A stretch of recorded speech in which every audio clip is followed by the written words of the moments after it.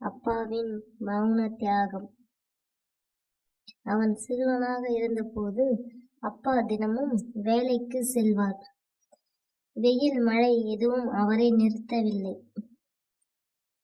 அப்பாவுக்கு பிடித்தது புதிய செருப்பு, ஆனால் அவர் வாங்கவில்லை. பிடித்தது சூடான காபி, ஆனால் குடிக்கவில்லை. நாளைக்கு வாங்கிக்கலாம் என்ற ஒரே வார்த்தைதான் அப்பாவின் வாழ்க்கை. காலம் ஓடிவிட்டது. குழந்தை பெரியவனானான். ஒரு நாள் அவன் கேட்டான், அப்பா, உங்களுக்கு என்ன ஆசை என்று. அதற்கு அப்பா சொன்னார். அப்பா சிரித்தார். நீ நல்லா இருக்கணும், அதுவே போதும்.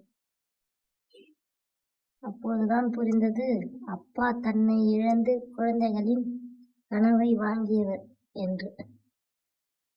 அளவு கடந்த பாசம் உள்ளே வைத்துக்கொண்டு வெளியில் நமக்கு எதிரி போல் தெரியும் ஒரே ஜீவன் அப்பா. பகலில் நம்மை திட்டி தீர்த்துவிட்டு இரவில் நம்மிடம் மன்னிப்பு கேட்கும் ஒரே உயிர் தந்தை. அனைவருக்கும் கிடைத்த பொக்கிஷம்தான் தந்தை.